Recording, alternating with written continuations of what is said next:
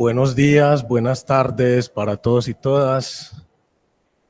Nos complace presentarles esta maravillosa conferencia que programamos desde el Laboratorio de Escritura Científica Escrilab con motivo de la apertura del curso lectivo Ciencia y Literatura LabLit.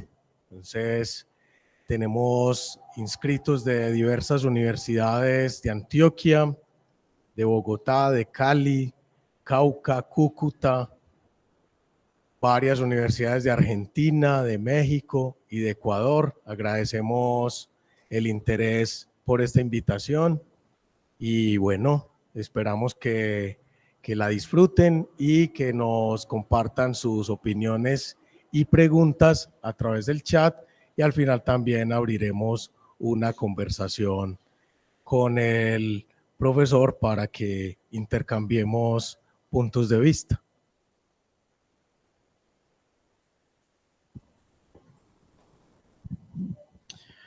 Bueno, para mí es un gusto introducir al profesor Óscar Hincapié Grisales. El profesor Óscar es doctor en literatura por la Universidad de Antioquia, es magíster en hermenéutica y magíster en literatura por la misma universidad y licenciado en filosofía y letras de la Universidad Pontificia Bolivariana.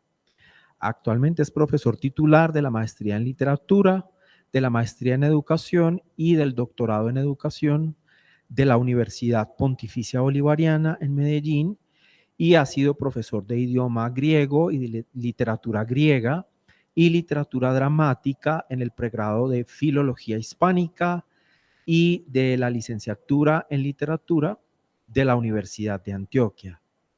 Es profesor de la maestría en literatura y de la especialización en literatura de la Universidad de Antioquia y profesor de la maestría en artes de esta misma institución.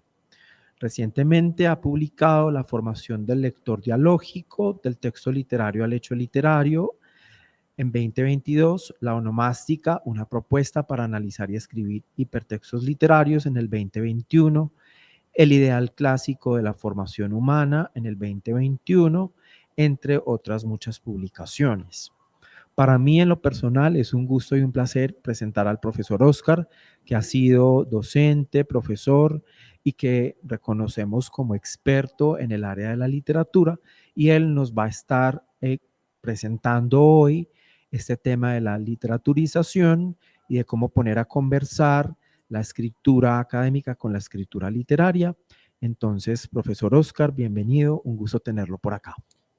Muchísimas gracias. Voy a saludar previamente para comprobar si las personas que están en el chat escuchan correctamente. No sé si nos hacen alguna Por señal. favor, nos confirman si están escuchando al profesor. ¿Están escuchando? Sí. Sí, perfecto. Sí. Muchas gracias. Agradezco en primer lugar a la Universidad Católica Luis Amigó. Yo pasé por acá como profesor hace, mejor dicho, el siglo pasado. Me alegra mucho poder compartir con ustedes y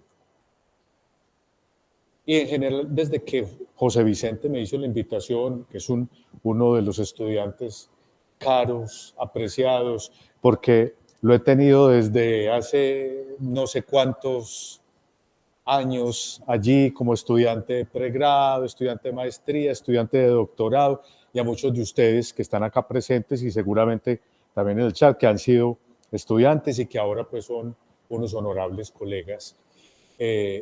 Yo creo que los triunfos de los estudiantes son los triunfos de los profesores, y verlos a ustedes ya en posiciones encumbradas, académicas, administrativas, es de alguna manera una satisfacción para uno como profesor.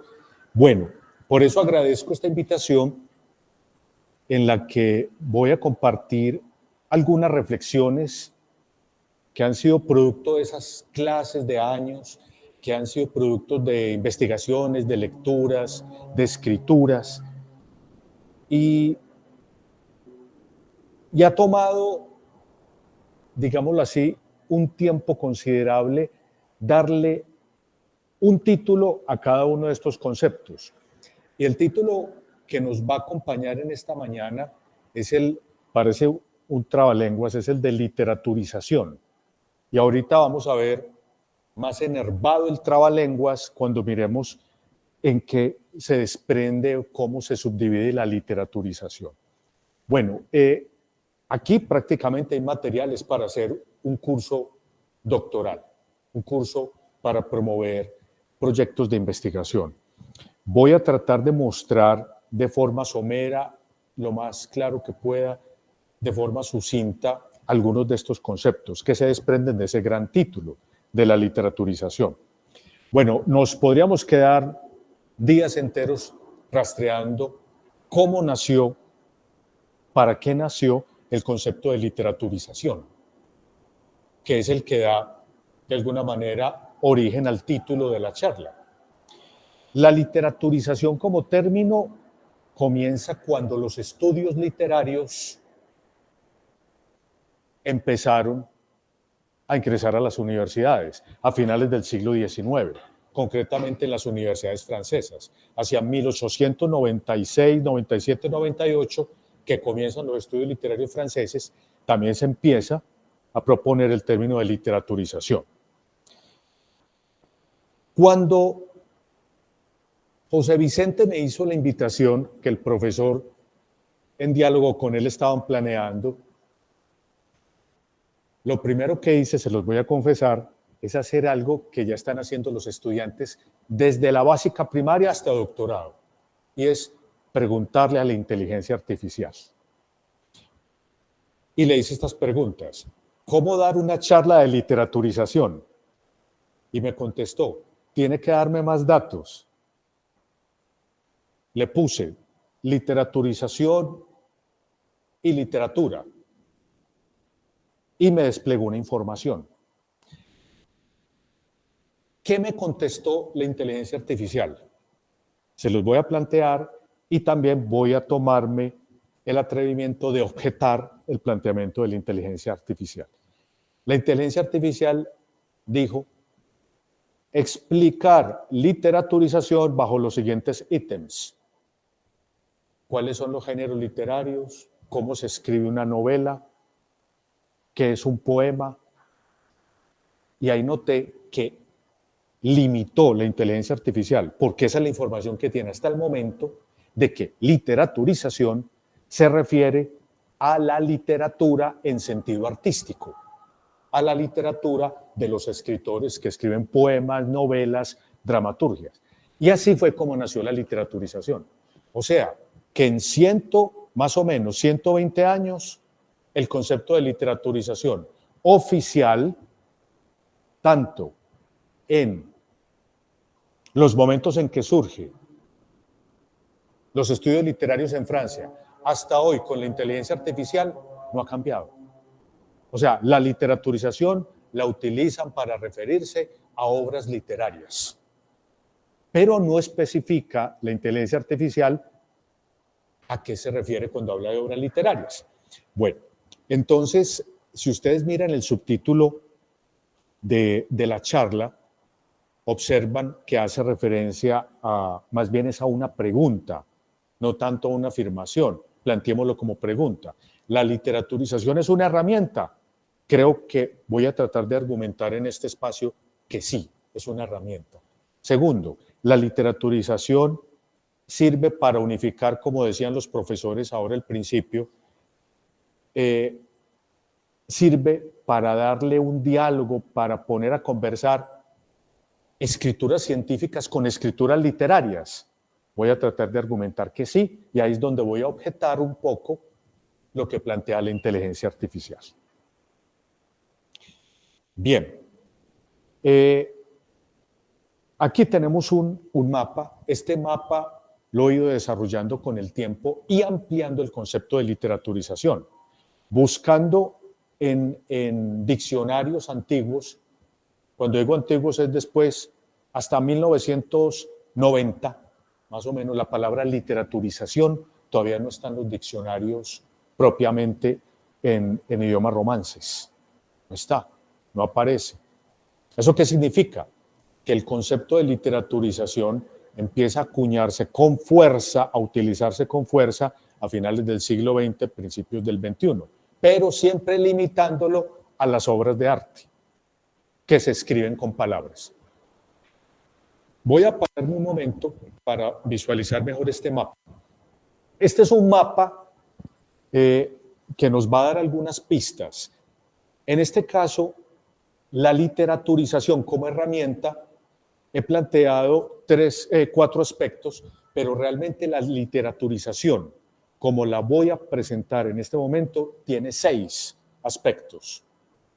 El primer aspecto es que, ¿qué es literaturización? Es ser capaz de definir lo que yo leo cuando leo obras de literatura. Esta sería la primera. La segunda, porque muchas veces esta es una pregunta que los profesores se hacen continuamente.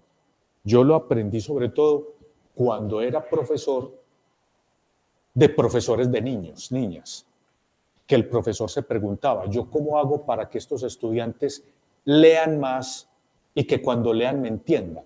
Eso ahorita vamos a ampliarlo un poco más. Entonces, la primera forma de literaturización es cuando yo me hago preguntas, es ¿cómo afronto yo literaturas para leer? Y ahorita ampliamos esto de literatura, porque la literatura también es un concepto que tiene bifurcaciones. Es un concepto heteróclito, como diría Aristóteles. No tiene una sola definición. Segunda forma de literaturización. Bueno, yo puedo escribir literatura. Yo soy capaz de escribir una novela, un poema, un drama, etc. Tercera forma de literaturización. Aquí empieza el trabalenguas. La literariedad. Esta sería una tercera forma. Para leer, hay gente que se especializa en leer literariedad. Literariedad. Y es posible que no sepamos todavía que estemos leyendo literariedad. Pero hay personas también que se pueden especializar en escribir para la literariedad. Por ejemplo, el escritor Carl Sagan, que traje ahorita, voy a leer unas líneas. ¿Se acuerdan de la serie Cosmos, que todavía es muy famosa, que en YouTube se alcanza a ver? A mí me tocó verla en televisión, a ustedes seguramente no, porque la televisión en los años 70 era fundamental en cualquier casa. Y él, pues, escribe este libro, y lo produce con su esposa, con Andruyan, y produce también los documentales. Él, por ejemplo, era, en tanto astrónomo, divulgador de la ciencia, era experto. Esto fue en lo que él se concentró, en hacer literariedad para escribir. Ese fue su campo de acción. Si uno, por ejemplo, toma a Carl Sagan y lo ubica por acá, a veces, al menos este texto que les estoy mostrando, de Cosmos, o la serie de Cosmos, por acá no va a cuadrar, no encaja. A menos que usted tome, por ejemplo, una novela que él escribió que se llama Contacto. Esa tal vez sí estaría por acá. Bueno, pero ahora ampliamos un poco más. Estoy mostrando, inicialmente es como la tabla de contenido. La cuarta forma, que también se bifurca, esta tiene 2, para leer y para escribir, y esta también tiene 2, para leer y para escribir. La cuarta forma de literaturización sería la literalidad, para leer y para escribir. Armar este mapa a mí me tomó, no, todavía no, más o menos unos 18 años, más o menos. ¿Cómo estaría el trabalenguas? La literaturización sirve para la literatura leída y escrita, sirve para la literariedad leída y escrita, y sirve para la literalidad leída y escrita. Literatura, literariedad y literalidad. Más o menos 18 años, dando clases de los 27 que llevo, tratando de ubicar, de ordenar la información acerca de la lectura y de la producción escrita. Bien, entonces rápidamente empecemos por acá. El concepto de literaturización enfrenta a cualquier profesional de cualquier área, a cualquier estudiante y a cualquier docente es: ¿yo qué leo ¿Y yo qué escribo? ¿Y cómo escribo lo que escribo? ¿Y por qué escribo lo que escribo? ¿Y por qué leo lo que leo? Esa sería la gran pregunta de la literaturización. Entonces tenemos esta. Yo he tenido estudiantes y conozco personas que dicen, a mí no me pongan a hacer trabajos de nada. Yo no quiero sentarme a escribir.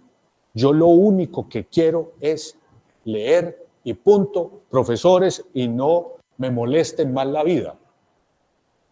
Inclusive hay universidades que observaron que esto es así y por lo tanto fundaron cursos de extensión, donde el estudiante llega es a leer en compañía de un tutor o una tutora, solamente. Hay personas que solo quieren leer y leer novelas, poemas, cuentos, relatos, dramas.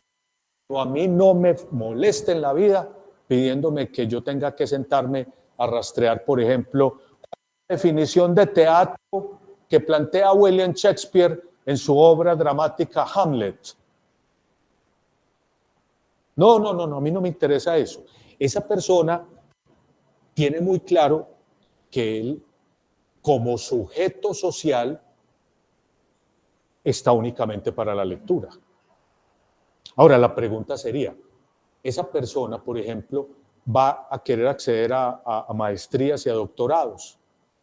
Esa sería la pregunta. Si no quiere escribir, es válido, porque hay personas que solo quieren leer, pero si no puede, no desea, solo quiere quedarse acá, pues entonces el ejercicio de literaturización nos está diciendo, déjelo acá, pero la persona tiene que ser también consciente y yo creo que el docente y los tutores, las tutoras desde siempre podrían advertir a la persona, perfecto, vuélvete un profesional de la lectura literaria en este caso, pero quizás vas a tener dificultades, por ejemplo, a la hora de acceder a un doctorado.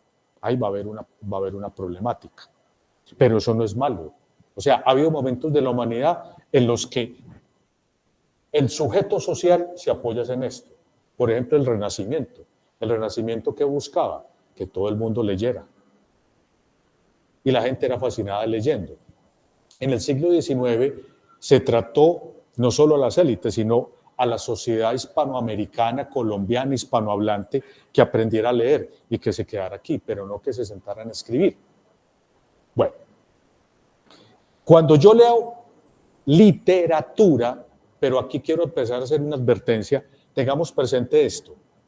Es muy frecuente escuchar en ciertos, sobre todo en ciertos seminarios doctorales, que hay profesores que dicen, y es esta expresión, y puede a veces generar confusión, porque me lo han preguntado. El profesor dice, bueno, ustedes ya estudiaron la literatura científica. Un estudiante está trabajando, por ejemplo, la pedagogía en los actos de resocialización en la ciudad de Medellín. Y los asesores le dicen, ¿ya leyó la literatura científica? Entonces ahí miremos que el concepto de literatura científica no es es distinto. Cuando los asesores, las asesoras están preguntando, están preguntando por esto, por la literalidad al momento de leer. Esta es la parte técnica, la literalidad, que la palabra literalidad, ¿a qué hace referencia? A lo que es literal. Esto es, la literatura se refiere como obra de arte. ¿Qué datos presenta una novela, un poema, un drama, un cuento, un relato, un monólogo, un soliloquio, un parlamento? ¿Qué datos presenta? Son datos de ficción. Ahora, ¿en qué se puede especializar quien solo se quede acá? En el arte de leer géneros literarios. Hay especialistas en ese tipo de ejercicio. Leer géneros e identificarlos. Y hay estudiantes muy hábiles y personas que no son estudiantes y que no necesariamente son ya pensionados, sino que hay gente que lee, no más, lee y se pasa la vida leyendo, punto. Y son hábiles, determinando cuando están leyendo una novela, cuando leen un cuento, cuando leen un poema, cuando leen un drama. Bien, las palabras en la literatura tienen 2, 3, 4 sentidos. Ante la pregunta, en España, por ejemplo, el materialismo filosófico se hizo la pregunta, la literatura, pero esta literatura, la artística, ¿es ciencia o no es ciencia? La respuesta está en veremos. Porque si usted va a leer la Ilíada, la Odisea, si usted va a leer la Divina Comedia, ¿usted qué se va a encontrar? Si va a leer El Quijote de la Mancha, si va a leer 100 años de soledad, si va a leer los poemas de Rafael Pombo, si va a leer los poemas de José Asunción Silva, si va a leer los poemas de Cavafis, etcétera, si va a leer La Virgen de los Sicarios de Fernando Vallejo, usted se va a encontrar que las palabras tienen 2, 3, 4, 5 sentidos. Y la pregunta es, ¿se puede hacer ciencia cuando los términos son tan ambiguos? Ciencia en el sentido positivista. Esa es una pregunta. Tal vez no, o depende. Entonces, estos lectores se quedan acá y entienden que las palabras tienen múltiples sentidos. Múltiples sentidos, no quieren un solo sentido. Bien. Segunda etapa, la literatura para escribir. Esto ha ganado mucha fuerza en los últimos 15, 10, 5 años. Pocas veces en la historia de la humanidad había surgido tantos escritores como hoy en día, de novelas, de poemas. Medellín, por ejemplo, Colombia en general, pero específicamente Medellín es una potencia mundial en escrituras de poemas. Hay poetas por doquier. Ahora, tradicionalmente también ha habido géneros literarios, por ejemplo, la trova, pero fundamentalmente ha habido mucha poesía. Ha crecido mucho debido a los talleres literarios que han surgido, ya no es solo, es que miremos, por ejemplo, a finales del siglo pasado estaba el taller literario de la Biblioteca Pública Piloto, algunas universidades empezaron, pero los talleres literarios en Colombia son relativamente recientes, son por allá de los años 40. El fundador de los talleres literarios en Colombia, el primero que se tiene registro, se llama Eutiquio Leal, era un escritor, muy buen escritor de la época de García Márquez, y él fue el primero que dijo en la Universidad del Magdalena, si no estoy mal, también en una universidad en el Tolima, en los 40 vamos a fundar talleres literarios, pero era un caso aislado. En el siglo XXI empezaron los talleres literarios y empieza la producción de novelas, de cuentos, hay muchísimo. En Bogotá ni se diga, en Colombia en general. Ustedes van a municipios, vayan a Santa Rosa, vayan a Yerumal, vayan al suroeste antioqueño, vayan a Boyacá, vayan a Sutamarchán, vayan a municipios y en toda parte van a encontrar talleres literarios promoviendo la producción de literatura para escribir. Bien, esto por ejemplo, esto solo es un seminario. ¿Con qué se enfrenta la persona que está ubicada acá? Aparte pues también de ser lector, aunque hemos visto algo que ahorita voy a hablar de hecho, y es que no necesariamente el que escribe literatura está leyendo literatura. Eso también empezó a pasar. ¿Pero con qué se enfrenta? Se enfrenta con las 5 acciones de ficción. Aquí el concepto de ficción es el no aristotélico. El concepto de ficción que normalmente manejamos para la literatura es aristotélico. Hay filósofos que están tratando de desentrañar el concepto de ficción por fuera de las propuestas de Aristóteles. Al hacer ese desentrañamiento del concepto de ficción aristotélico, han surgido por lo menos 5, y yo estoy seguro de que hay más, acciones de ficción. Si ahora nos queda tiempo, ampliamos qué es esto. Porque simplemente hago un adelanto. Cuando un científico, llámese científico de las ciencias sociales o humanas, llámese científico de laboratorio, positivista en el sentido clásico, llámese científico sistemático a la manera de como se hacía la ciencia en la Edad Media con Tomás de Aquino, por ejemplo, o llámese científico empírico a la manera como lo planteaba Aristóteles. Miren que tenemos 4 definiciones de ciencia. ¿Usted qué tipo de científico es cuando está escribiendo? Primero ubíquese en cuál de ellos. Y ya inclusive podemos hablar de una quinta, y es el científico en el contexto de la inteligencia artificial. Entonces, ¿usted dónde está produciendo lo que está produciendo? Cuando usted escribe un artículo, por ejemplo, los estudiantes de doctorado, hoy escriben un artículo, y ahorita, si nos queda tiempo, se los demuestro.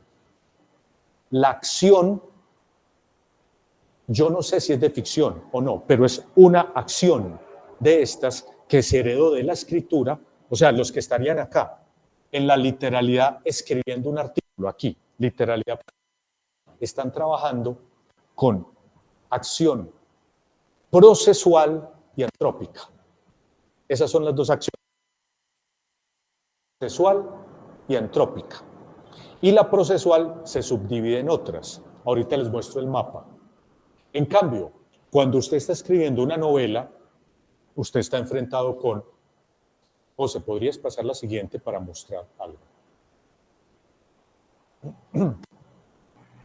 Se quedó pegado. No, la siguiente. Ahorita volvemos a la siguiente. Esta.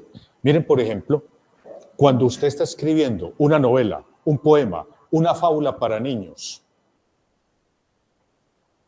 un soneto, una oda. Por ejemplo, Pablo Neruda, cuando escribe las famosas odas, la famosa oda de la cebolla.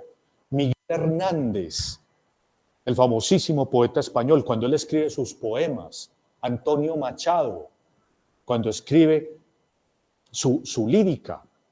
García Márquez, cualquier escritor de literatura como arte, cuando él está planteando su escritura, él se enfrenta con este ejercicio. Él está planteando acciones biológicas, acciones raciomórficas, acciones procesuales, acciones angulares, acciones antrópicas y muchas otras. Por ejemplo, miren cómo sucede eso. Voy a leer una estrofa de un poema de Jorge Isaacs. ¿Se acuerdan de Jorge Isaacs? Yo no sé, profe, ¿a Jorge Isaacs todavía lo enseñan en el colegio o ya definitivamente murió? Muy poco, ¿cierto? Sí, ya estamos como en otros parámetros. La famosa novela María de Jorge Isaacs. Jorge Isaacs no solo escribía novelas, sino que también escribía poemas. Él, junto con Diego Fallon, en Colombia, fue uno de los poetas que más le escribió a la luna. Escuchen esta primera estrofa. Ya del oriente, en el confín profundo, la luna aparta el nebuloso velo y leve sienta en el dormido mundo su casto con virginal recelo. Así de primera, ustedes ven que la poesía es muy difícil de entender. Uno tiene que decodificar palabras, símbolos, signos, ideas. Pero sobre todo, las acciones de los personajes del poema. Miren, yo vine a entender ese poema un poquito más, llevo estudiándolo muchos años y cada vez que lo leo o me lo explican entiendo algo más. Pero vine a entender capas en ese poema cuando vi a unos niños en un colegio que le propuse a una estudiante mía que es profesora, ¿qué tal si logras hacer que teatralicen ese poema? Entonces vuelvo a leerlo y les muestro más o menos la gestualidad corporal que los niños hacían. Aclarando que a este acto se le sumó que los niños se fueron disfrazando.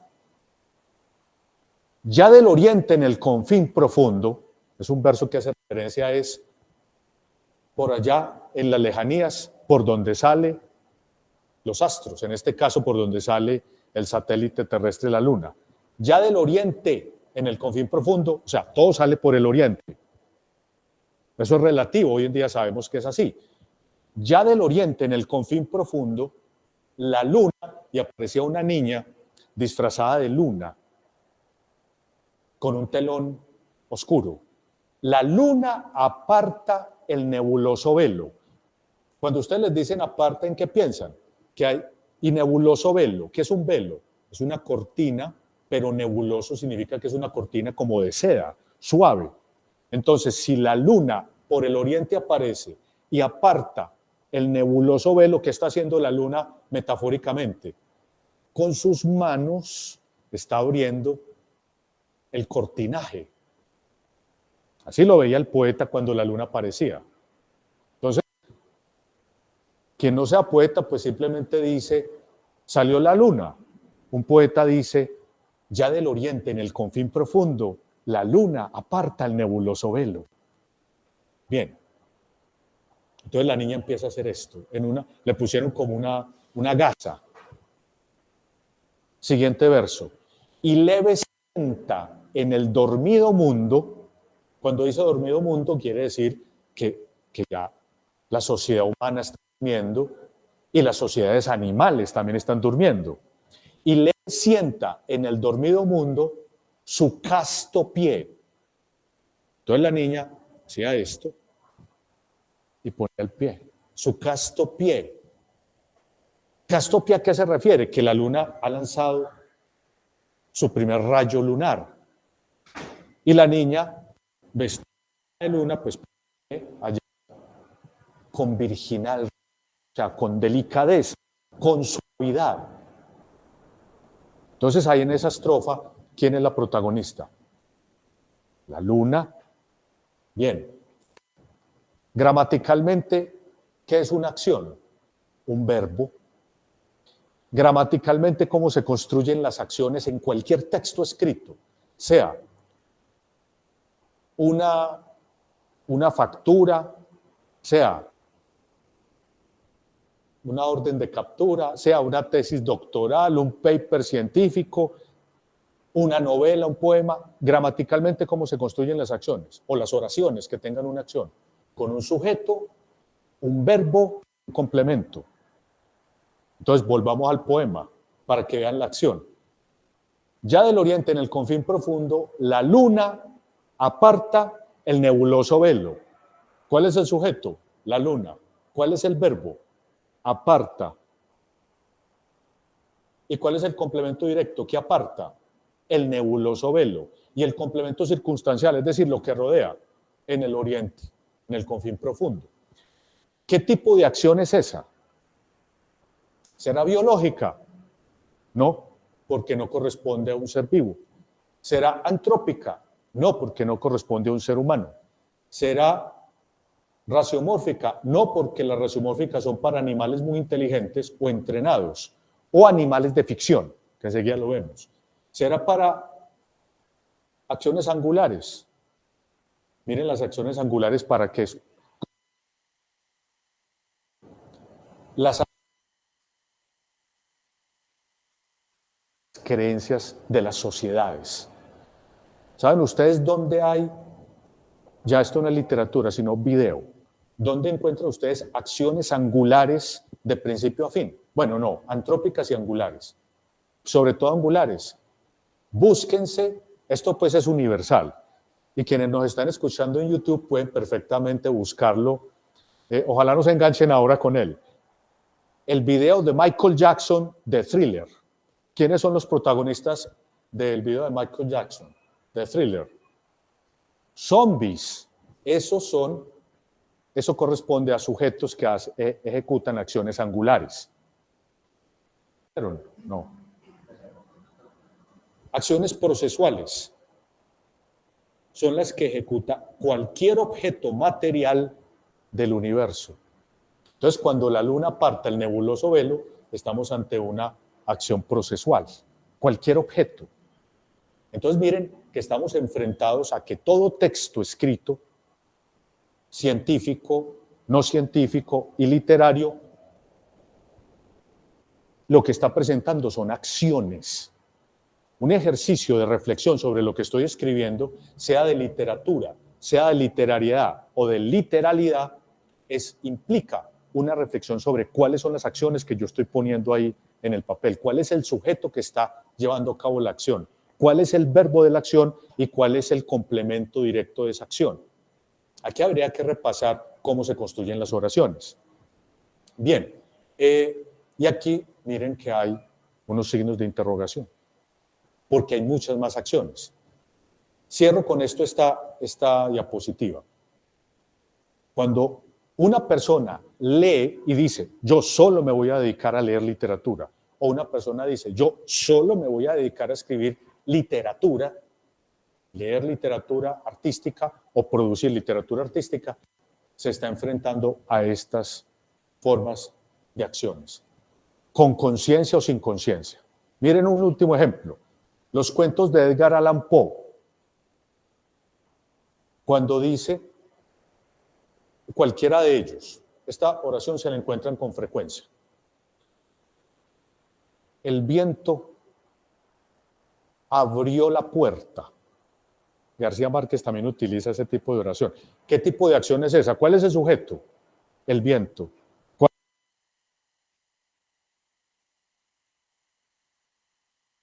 Abrió la puerta. ¿Es una acción biológica? No. Antrópica, no. Angular, no. Raciomo es procesual. Entonces, hay escritores que se especializan en hacer este tipo de... Hay otros que se especializan en estas, otros en estas. Las angulares son, por ejemplo, las de los ángeles, las de los zombies, las de seres que se parecen, tienen forma antropoide, las de los extraterrestres. Bien, las raciomórficas, animales de ficción, las fábulas para niños. Pero entonces la pregunta sería, ¿cuáles son las acciones en los papers científicos? ¿Cuáles son? Nos queda tiempo, ahorita se los muestro. Estas estarían acá. Normalmente en el paper científico aparecen estas. Estas no, ni estas, ni estas, ni estas. Pero advierto, si usted está escribiendo paper científico en ciencias sociales, normalmente son estas que ahorita las vemos y estas. Si usted está escribiendo papers, como hacen los ingenieros, en el campo de la ciencia positiva, biológica, molecular, química, física, etcétera, ahí es muy probable que usted esté ante este tipo de acciones. Por ejemplo, el protón reaccionó de tal y tal manera. Miren que es cualquier objeto material del universo, desde el más pequeño hasta el más grande. Es decir, desde las partículas subatómicas hasta la niaquea, que es uno de los objetos más gigantes que la imaginación humana ha podido más o menos diseñar. La niaquea es el universo de los universos. Bien, ¿cuáles son estas? Para el paper científico, nos devolvemos, José Vicente, a la primera, a la otra, eso, a esta. Es decir, ¿cuáles serían las que vamos a utilizar? Literalidad para escribir. ¿Cuáles son esas acciones? Porque muchas veces comparte algo con las de la literatura, pero frecuentemente no lo hace. Entonces, ¿cuáles son esas acciones? Esas acciones me encontré que son de otro orden. Si quieres, José, volvamos más adelante. Esto es muy rizomático, esto no es lineal. Tenemos que ir y venir. La otra, la siguiente, estas. Las acciones son conceptuales y teóricas. José, de pronto, mire, yo aquí puse un ejemplo de un paper cualquiera, al azar. Esto se podrá abrir desde allí, fíjate si es posible. Si da. No nos da. Y si lo arrastras, tomas Concepción es el título, y lo llevas, solo el título, a ver si de pronto sale.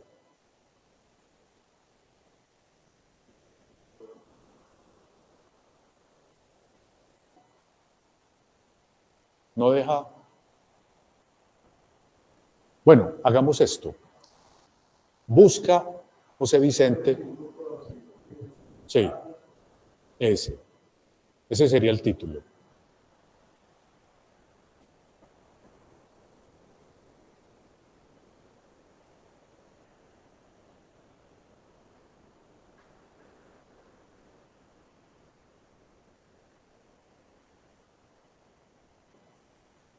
Esta es una revista, la tomé al azar, una revista peruana de educación.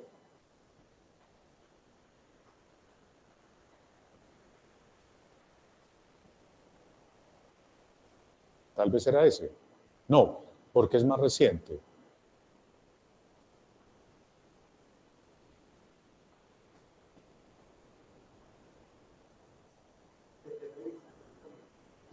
Abre esa. Sí. Ah, tal vez es la de abajo, sí. Es la de abajo. Esa. Sí. Pero igual lo podemos hacer con cualquiera.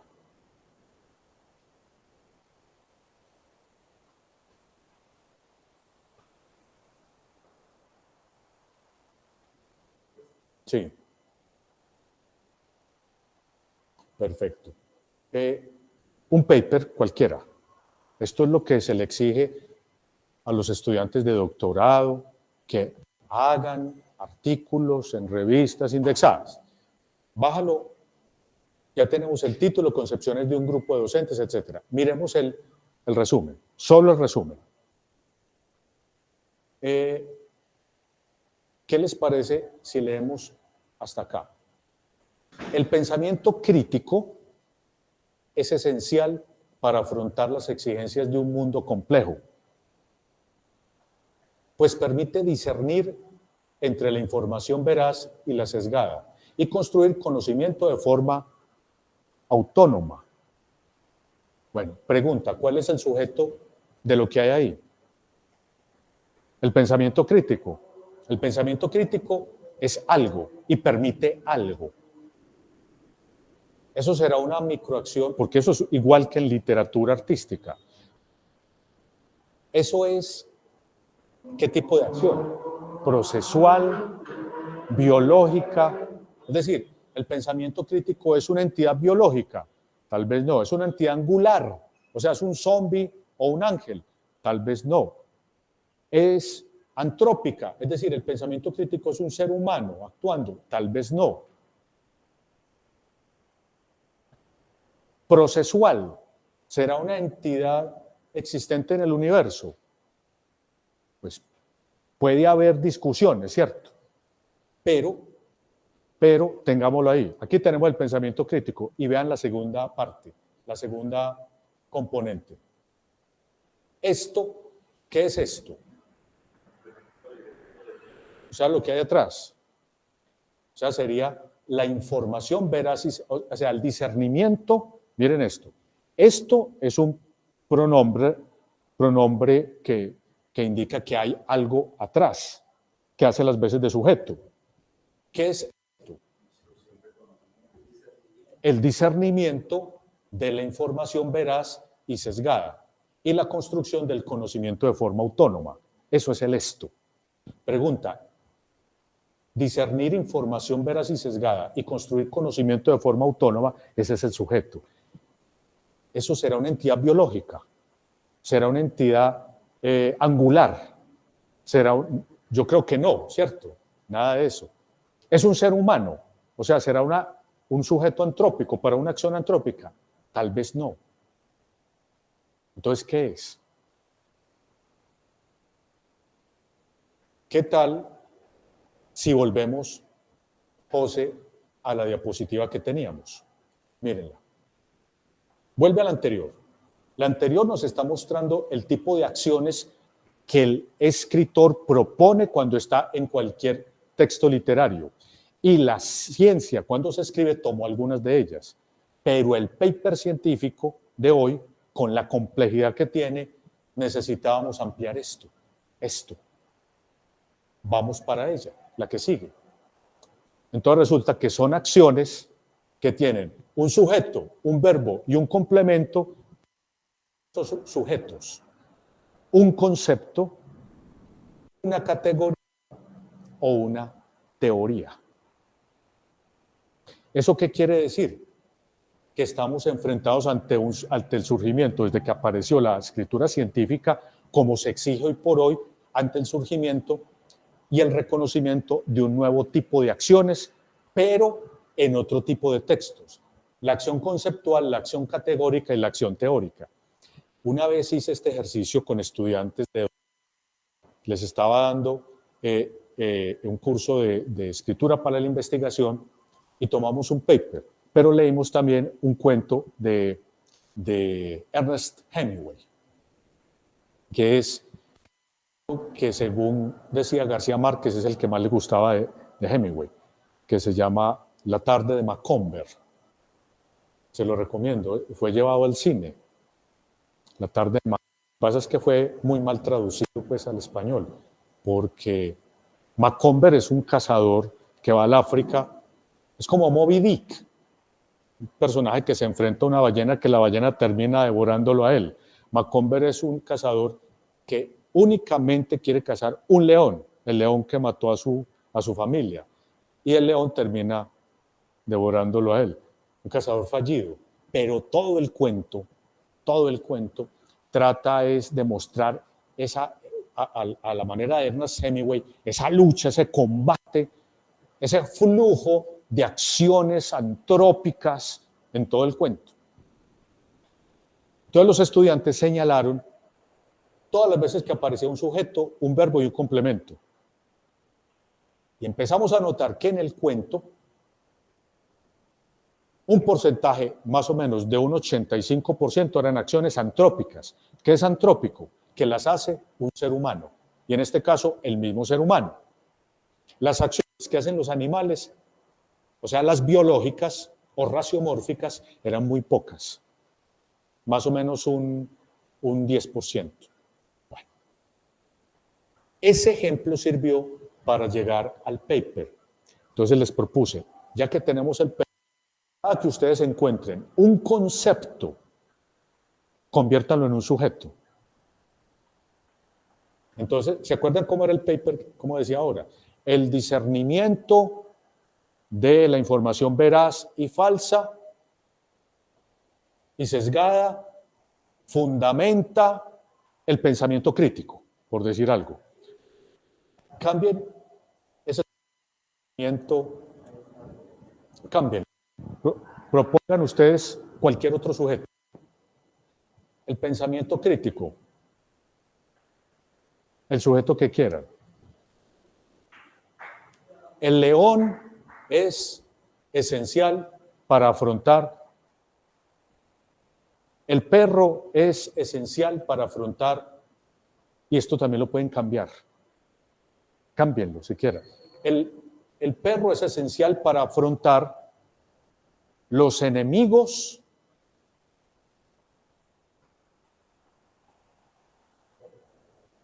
o mejor, los amigos de lo ajeno que se quieren entrar a la casa.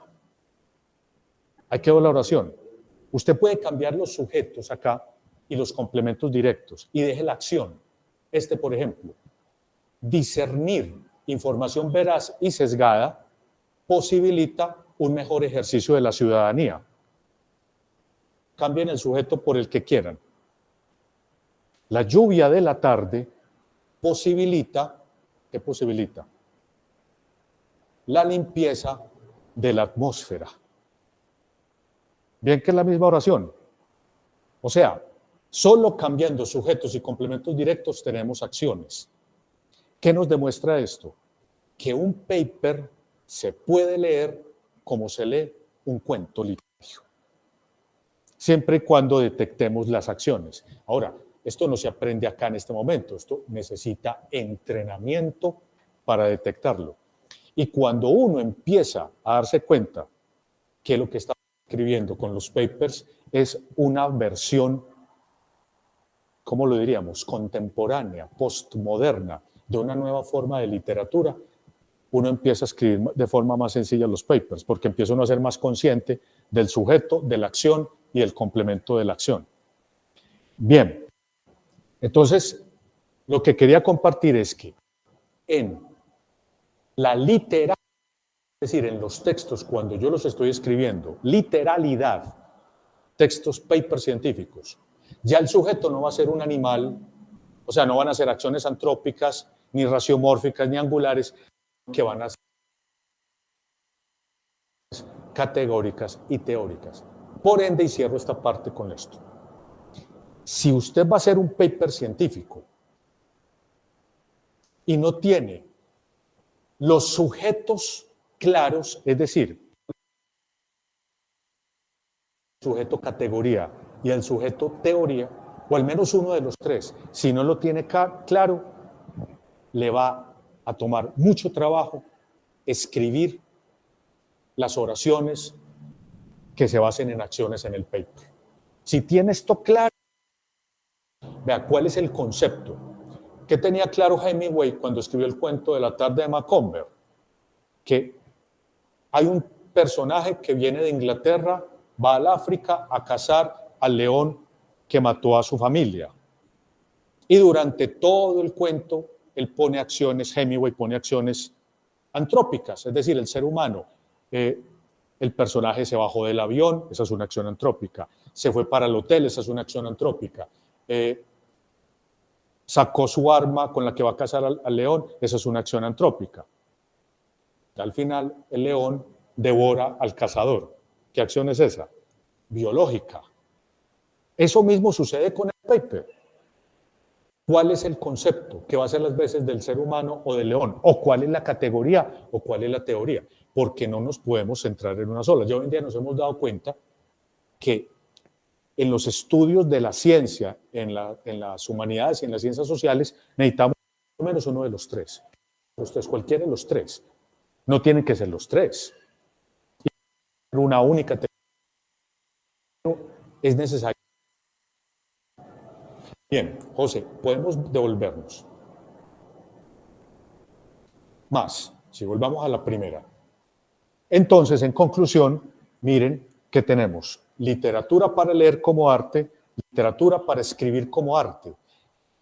Tanto esta como esta permitieron el descubrimiento de las acciones cuando nos piden literalidad para escribir.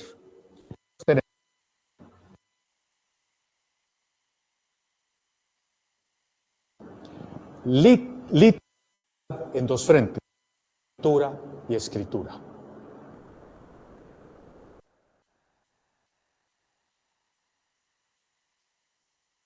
¿Cuántas literaturizaciones tenemos? 6. Son 6 categorías. Bueno.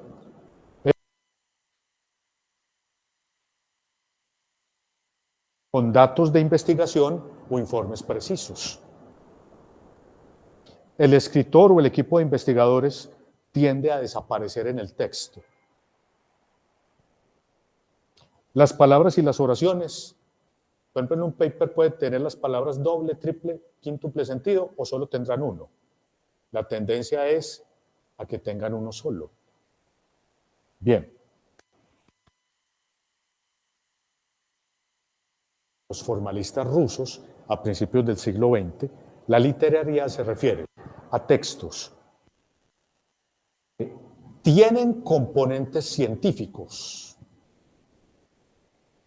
pero se presentan con altas de literatura.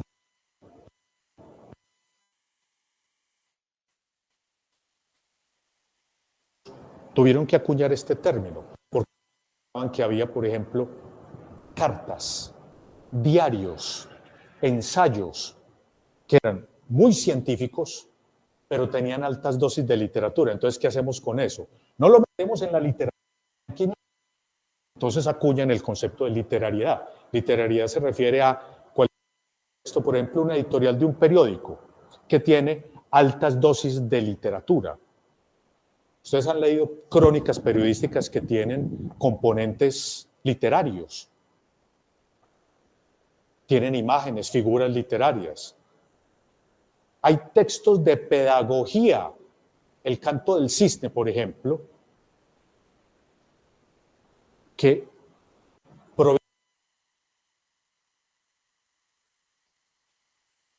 hizo en el contacto con sus niños, con los estudiantes. Pero no lo escribe como un texto científico. Estas dosis de literatura. Entonces, el canto es ubicado por acá, en literariedad. Entonces, raya esta fue la que nos tragó prácticamente todo el espacio. No faltan sino otras 12. Pero les digo que esto requiere entrenamiento y esto es de observar los detalles. La literaturización, ¿para qué nos sirve? Para varias cosas. Una, cuando yo estoy leyendo, ¿qué es lo que estoy leyendo? ¿Y qué es lo que me gusta leer y en qué me siento potente leyendo? Usted puede encontrar que hay estudiantes que se sienten muy potentes leyendo aquí. También sirve para descubrir si usted es potente escribiendo literatura. También sirve para descubrir literariedad. Un ejemplo de literariedad, como les decía ahora, el libro Cosmos de Carl Sagan. Los ensayos, las cartas, son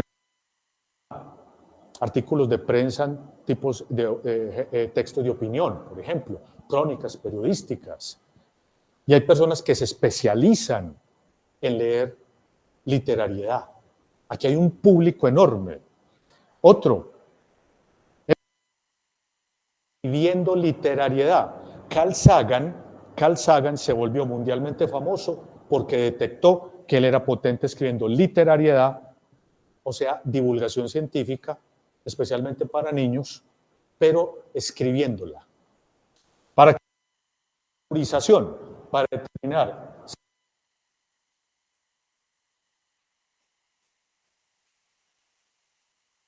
que tú tienes que escribir todo literalmente como los datos te lo mostraron. Por eso en un paper científico tú utilizas estadísticas, datos precisos, investigaciones cualitativas mezcladas con cuantitativas, en fin, inclusive hasta las investigaciones cualitativas solas tienden a veces a ser muy literales. Ahorita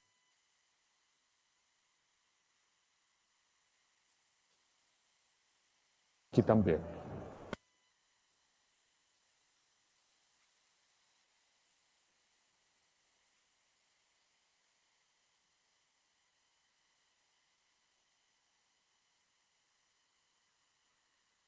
Paper.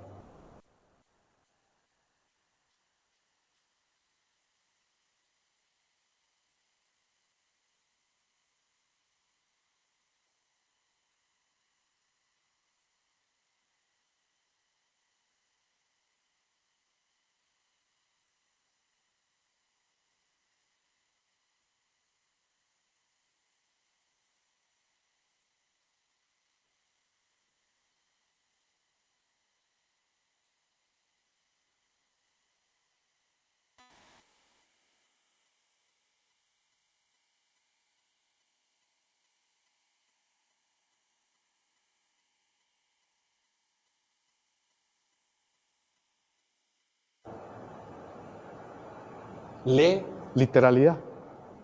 Esa es otra pregunta que la literaturización plantea. Una vez le pregunté que sacó unos artículos, se los publicaron en revista. Pregunté, bueno, ¿y usted lee artículos, papers? Y me confesó, no, profe, eso ya no se usa. Así, tal cual me lo dijo. Le pregunté a otra persona, me dijo, sí, leo. Entonces, ¿a qué voy con esto?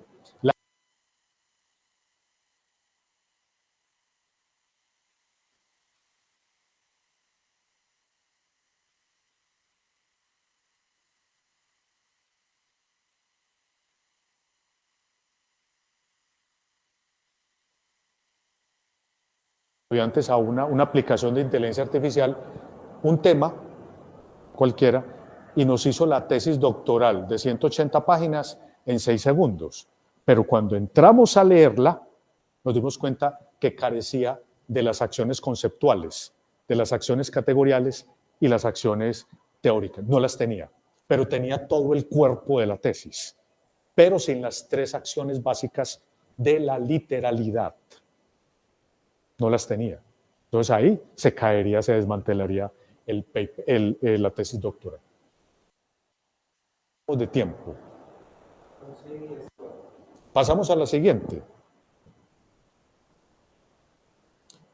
Pongamos las imágenes, las de estos textos, la anterior, esta. Esto lo reconocen. Estas son portadas de libros de ciencia ficción, ¿ustedes dónde pondrían la ciencia ficción? ¿Literalidad, literariedad o literatura?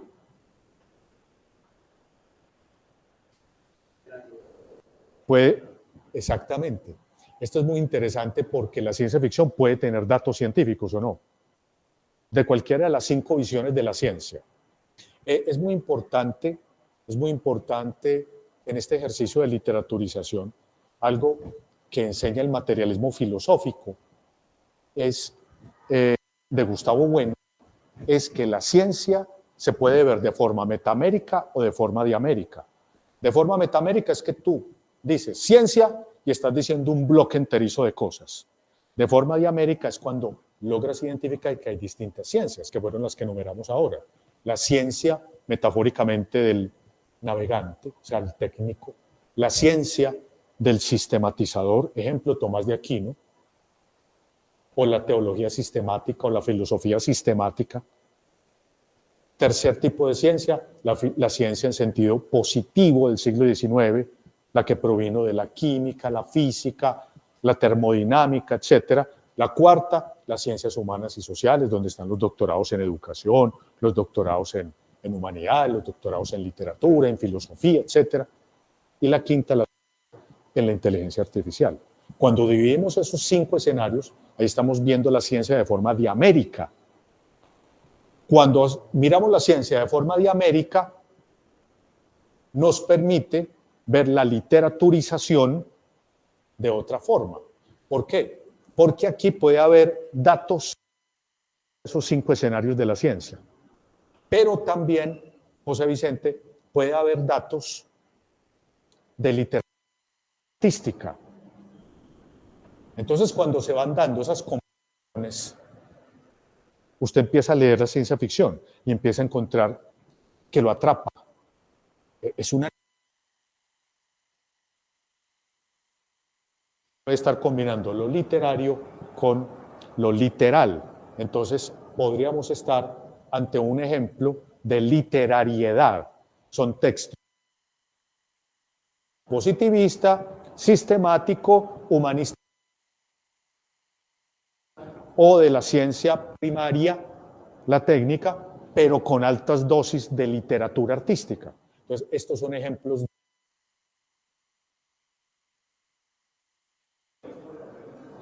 La novela histórica podría estar también ahí. Entonces, eso es muy importante, profe, por lo siguiente. Volvemos al... José, no, vamos a la siguiente, que yo creo que con la siguiente podemos ampliar algo que el profesor señala. Miren, un ejercicio, una responsabilidad hoy por hoy de las universidades y las instituciones educativas desde la básica primaria es, desde la literaturización, ubicarnos como profesoras, profesores y ayudar a ubicar también a los estudiantes. Porque hay estudiantes que están acá, en la literatura, hay otros que están acá y hay otros que están acá. De moverse. Por ejemplo, la escritora a ver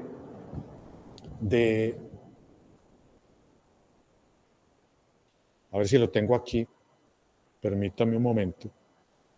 El universo en un junco, que estuvo Irene Vallejo, está por aquí, yo supe, pero viene a Medellín, ¿no? ¿A dónde? A ver si alcanzamos aquí rápidamente. Irene Vallejo, le hicieron una entrevista. Ella estaba en Perú la semana pasada, en una feria del libro que hubo allá. Y le hicieron una pregunta. Le hicieron esta. Atención, los propios académicos. Entonces, cuando la pregunta dice los propios académicos, ¿para dónde nos manda? Para la literalidad. Construyendo discursos para ser leídos entre ellos mismos. Entonces, ¿a qué se refiere cuando dice discursos? A papers, de revistas de alto impacto, de mediano impacto, en fin, revistas Q. Son en parte responsables de la actual crisis de las humanidades. O sea, le mandaron una pregunta a Irene Vallejo con veneno. ¿Qué contestó? Escribí, estas son palabras ya de Irene Vallejo, escribí literatura académica durante el tiempo que me dediqué a la investigación y a la enseñanza. O sea, ¿dónde estaba? Aquí, en la literalidad, en el tiempo en el que estuve investigando y enseñando. O sea, ¿cuál tipo de textos, cuáles géneros de escritura estarían en la literalidad? Están las tesis doctorales, está el informe de investigación, está un proyecto de ley. Entonces, imaginen que un proyecto de ley no sea literal, sino que sea ambiguo. ¿Qué otros textos pueden estar aquí en la literalidad? Literalidad, lo literal. La escritura de una propiedad. Les cuento un caso, antes de seguir con Irene Vallejo. Hace un tiempo, con un estudiante de maestría, 2 estudiantes de maestría, montamos un curso, un seminario breve en una universidad para abogados y se tituló Redacción de Escrituras. Aparecieron los abogados y la tarea, ¿cuál creen ustedes que era? Traer las escrituras y empezamos a analizarlas. Eso es un desastre desde el punto de vista de la literalidad. Había escrituras, por ejemplo, que la forma en la que están escritas son tan llenas de literariedad o de literatura que el baño y la cocina pertenecen al vecino o pertenecen a la copropiedad del edificio. Todo por falta de comas o por una redacción que no es, ¿de qué tipo? Literal. Literal. Entonces, todo esto tiene que ser literal de acuerdo con los datos obtenidos. Tú aquí no puedes poner otras cosas. ¿Qué más pertenece a la literalidad? Las monedas. Ustedes se imaginan una moneda ambigua. Y lo curioso es que la ha habido. La ha habido. No tenemos tiempo de revisar eso, pero eso es para otro espacio. Las monedas ambiguas, cuando las reacuñan. Por ejemplo, ¿cuáles son los antecedentes del dólar? Los antecedentes del dólar son el talero de María Luisa, que es una moneda polaca de 1780, y el real de 8 del Imperio Español. Esas 2 monedas eran internacionales. O sea, cuando yo oigo decir por ahí que la globalización, le digo, pero ¿qué entendemos por globalización? Desde el siglo XVIII ya había monedas globales, que son el talero austriaco y el real de 8. En la China, en Sudáfrica, en Cartagena, donde usted se moviera en el mundo, pagaba con esas 2 monedas. Y hubo tribus árabe musulmanas, antes de que se configuraran como estados, que tomaban esa moneda y les arrancaban la cara de la emperatriz y ahí metían unos símbolos en árabe. Entonces la reacuñaban para darle un nuevo valor. Entonces decían, el fondo es la plata del talero austriaco, pero tiene un nuevo valor por esto que le hemos puesto acá, que es de plata, de oro o de otro metal. Esos son casos excepcionales, pero la moneda, ¿cómo tiene que ser? Literal. Una receta de cocina, ¿dónde estaría? En literatura, pues yo puedo hacer una receta, de hecho ha habido recetas de cocina literarias. De literariedad tienden a ser ambiguas. Tiene que ser literal. Si no sigues la receta paso a paso, te sale otra cosa. Tiene que ser literal. Bueno, o sea que una receta de cocina y una tesis doctoral tienen algo en común. Pertenecen desde la literaturización a la literalidad. Tienen que ser literales. Si tú estás describiendo una obra, un libro, tienes que ser literal, contando todo lo que hay en ese libro, comparándolo con las distintas ediciones. Bien, continúo con Irene Vallejo. Escribir literatura académica, mire que ella utiliza la palabra literatura, pero en el sentido ambiguo del que hablamos ahora, no es esta, sino esta. Literatura durante el tiempo que me dediqué a la investigación y a la enseñanza. Creo que deben existir ambos tipos de publicaciones. ¿A qué se está refiriendo ella con ambos tipos de publicaciones? A esta, pero el asunto es que El infinito en un junco, estrictamente hablando, no estaría por acá, sino que estaría por acá. Tiene altas dosis de literatura. El texto es un ensayo muy bien argumentado. Toma de aquí cosas y toma de acá cosas. Por ejemplo, respecto a la novela histórica, toma datos concretos, pero los literaria. Entonces, ella estaría por acá. Miren la literariedad, cuáles posibles, y hay muchas más. Expresiones tiene, están los libros de divulgación, editoriales de prensa, crónicas, cartas, diarios. Los diarios es una sorpresa. Pregúntenle a sus estudiantes y se van a dar esta sorpresa. El diario está volviendo. Hay muchos estudiantes que están escribiendo diarios. ¿Se acuerdan que el diario era muy antiguo? Siglo XIX, siglo XVIII, históricamente lo sabemos por eso, pero está volviendo el diario. Están escribiendo otra vez. Al final, atención a esto, la investigación universitaria reúne datos, las informaciones, es donde se desafían los lugares comunes. Este tipo de investigación, es muy útil y necesaria. Es el sustento del conocimiento. ¿Piensan que tiene razón Irene Vallejo? O sea, el conocimiento científico de forma dialéctica, inclusive metamérica, ¿por dónde fluye con más fuerza? Pues por acá, ¿cierto? Pero,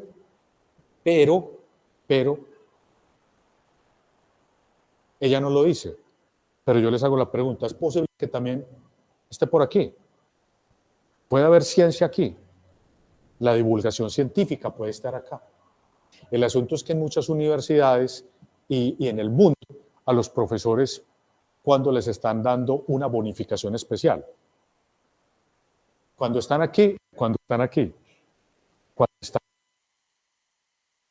Esto también es uno para el sistema educativo mundial, porque las bonificaciones... El profesor escribe un libro de divulgación científica que sin duda tomó cosas de aquí, pero lo planteó acá, como Carl Sagan o Irene Vallejo, que lo planteó acá.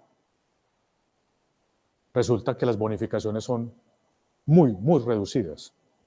Y hoy en día, cuando escribe una novela o unos cuentos, ya se le está dando un poquito más de, por ejemplo, en Colombia, nos están viendo de otros países, cada país tiene su centro de investigaciones, ¿cierto? En Colombia, MinCiencias, Colciencias, el CONICET, en Argentina, etcétera, etcétera. Ya están dando más, hay unos países donde van más adelante que otros, dándole bonificaciones al investigador de la literatura que hace una novela o al que hace un ensayo como el de Irene Vallejo. Y están acá. Cierro con Irene Vallejo. Este tipo de investigación es el sustento del conocimiento. Pero, subrayo el pero, después hay un segundo paso, reelaborar todo ese conocimiento en términos asequibles.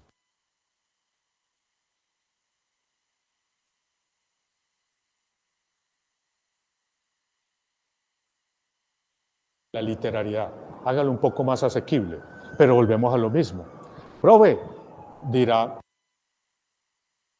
que sean estudiantes, sobre todo de doctorado, pero es que en la universidad o en la institución académica me exigen es esto, y esto es muy desgastante, es que hacer un paper para revista Q, esto requiere mucha tiempo de investigación fuerte. Lo que dejo es asequibles, o sea, pongo por acá la divulgación.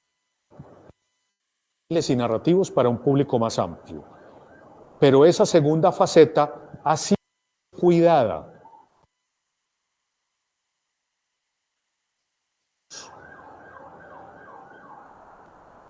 Crítica, ¿no?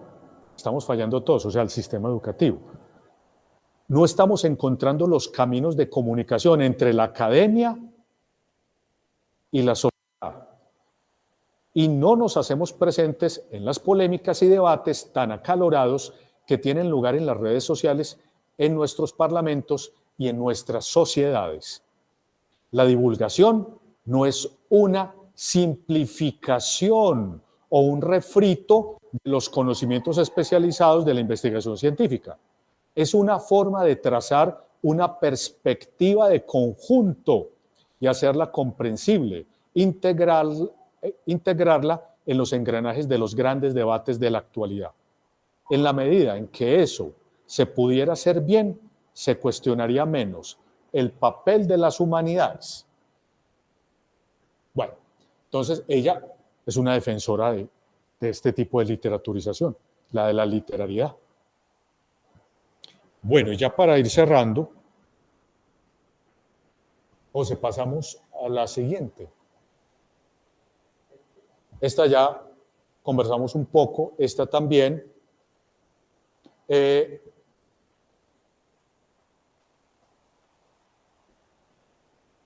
¿Con qué se construye la literatura? La literatura se construye con tres elementos. Pasemos al siguiente. La primera sería figuras, imágenes, y la siguiente, bueno, devuélvete. Serían figuras, imágenes y palabras.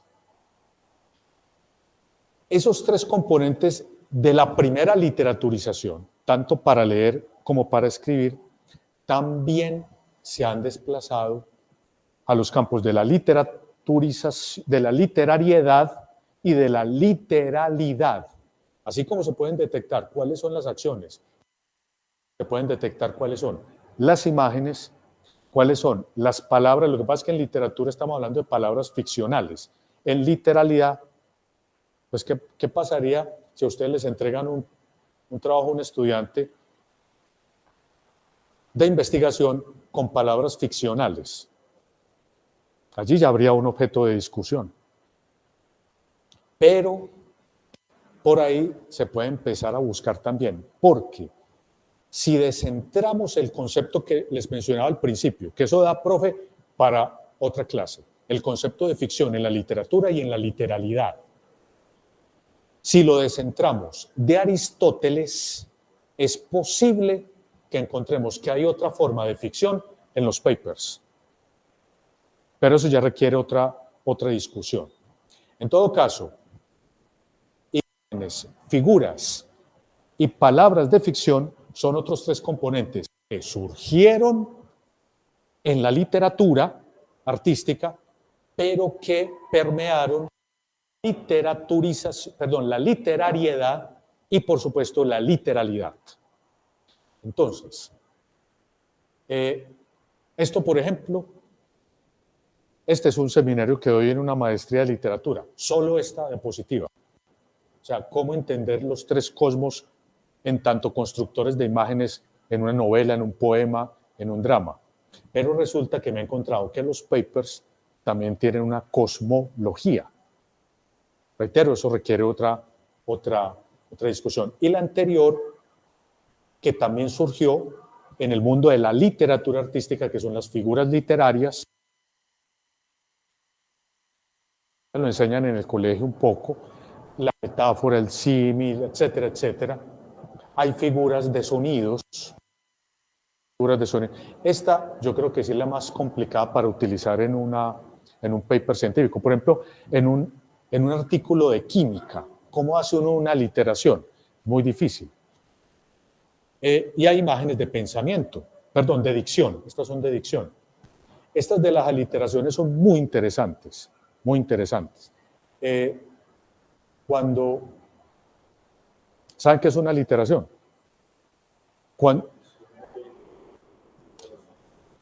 hay una repetición de sonidos, pero es cuando el texto literario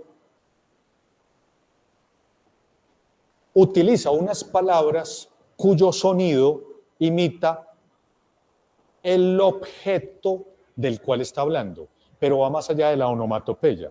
Ejemplo, el cuento de García Márquez de 1962, La siesta del martes, que es germen de 100 años de soledad. El tren salió del trepidante corredor de rocas bermejas, penetró las plantaciones de bananos simétricas e interminables. Risa del mar. Leído así, no nos dice mucho, pero hablando de un tren que sale y entra por unas plantaciones de banano. Ese cuento es del 62, 100 años de soledad es de 1967, que lo publica originalmente en Argentina, una editorial sudamericana. Ese cuento, anticipo de 100 años de soledad, miren lo que presenta al principio. Voy a leerlo, pero con aliterado acento. Escuchen el sonido de las palabras. A ver, yo les pregunto, ¿cómo hace un tren, inclusive el tren metropolitano, cuando está saliendo? Bueno, antiguamente, a los que nos tocó el tren, ir a Puerto Berrío en tren, porque tren hubo aquí en Medellín, Antioquia, hasta el 92. Y entonces, ¿cómo suena cuando está saliendo? ¿Qué sonidos intenta producir? Algún tipo de sonoridad, ¿cierto? Y escuchen cómo lo planteó García Márquez. El tren salió del trepidante corredor de rocas bermejas. ¿Vieron que reproduce el sonido de la No suena exactamente un tren, pero el sonido de las palabras trata de imitarlo. Y cuando gana velocidad un tren, ¿qué sonido puede llegar a ser? Escúchenlo. Voy a leerlo desde el principio. El tren salió del trepidante corredor de rocas bermejas, penetró las plantaciones de bananos simétricas e interminables. El aire se hizo húmedo y no se volvió a sentir la brisa del mar. Eran las 11 de la mañana y ya no había empezado el calor. ¿Notaron el sonido? Cuando el tren arranca es y cuando gana velocidad eso es una literación, una maestría literaria. Pero figuras de pensamiento, figuras de sonido, figuras de dicción nacen en la literatura, pero también pueden de alguna manera poblar textos científicos o si definitivamente textos de literalidad no los pueden poblar. Sí me he encontrado estas y hay que empezar a hacerlo. Mejor dicho, estamos en mora de hacer una investigación sobre las investigaciones. O sea, cuáles son las figuras de pensamiento en las tesis doctorales y en los papers científicos, cuáles son las figuras de sonido en los papers científicos y en las tesis doctorales y cuáles son las figuras de dicción en esos textos de literalidad. O sea, el mundo está, como decía Ciro Mendía, el mundo es ancho y el mundo está por descubrirse. Estamos ante una nueva situación de investigación y la inteligencia artificial nos puede ayudar con eso. Miren, por ejemplo, ¿cuáles son las figuras de pensamiento en una escritura y una propiedad? Que es un texto de literalidad. ¿Cuáles son las figuras de sonido en una moneda? Que es también literalidad. Y los tiene. Aquí porque no tenemos tiempo. Yo le mandé a José Vicente, ¿te acuerdas que te mandé una foto de un tálero? Tiene figuras de pensamiento y figuras de sonido. ¿Cuáles son las figuras de dicción? Y lo mismo pasa en la siguiente. Sí, ya con esta cerramos. Las imágenes de los tres cosmos. ¿Qué cosmología tienen entre microcosmos, mesocosmos y macrocosmos? ¿Qué tipo de cosmología? Esos términos. ¿Qué puede haber en una tesis doctoral? Por ejemplo, hay tesis doctorales que se están concentrando solo en esto. Es posible que el estudiante no lo sepa, porque esto muchas veces se sale de forma inconsciente. La literación, ¿se acuerdan de la literación? La pregunta inmediatamente es, ¿García Márquez sabía eso? ¿O eso fue que se le salió? Yo no sé cómo se dice en Perú, en Ecuador, pero en Colombia, ¿cómo se dice? Le salió de chepa, de chiripa, de chispazo. Le salió eso así. O sea, las palabras están imitando el objeto del cual están hablando y eso le... No, no. Los escritores conocen todos esos juegos literarios, todas esas estructuras literarias. Algunos lo hacen más evidente con papers científicos, como por ejemplo Vargas Llosa, o como Irene Vallejo, antes de ser escritora de literariedad, era escritora de papers científicos como cualquiera de nosotros. Ellos lo conocen, pero muchas cosas, hoy por hoy, al investigador científico se le están pasando por alto cuando escribe. Entonces yo creo que la pregunta de cierre es consciente cuando usa esto, esto o esto, está reflexionando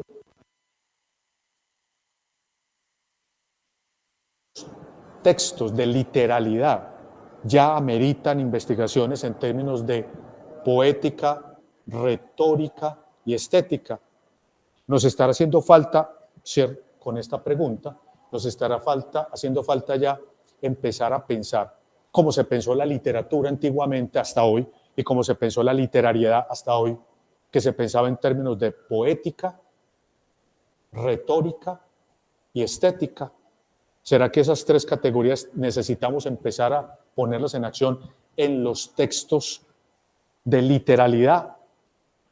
Es decir, habrá una poética, una retórica y una estética de las tesis doctorales, de los papers científicos, de las monedas, de las recetas de cocina. Eso es a lo que estamos abocados y eso es lo que estamos ya empezando a vislumbrar, con la ayuda, ojalá, de la inteligencia artificial, porque es la que más nos puede ayudar. Bueno, entonces yo creo que por ahora esto solamente fue un brochazo. Creo que llegamos al 10% solo de la presentación. Sí, sí, porque esto requiere pues ampliar. Bueno, entonces, bienvenidas las preguntas y comentarios.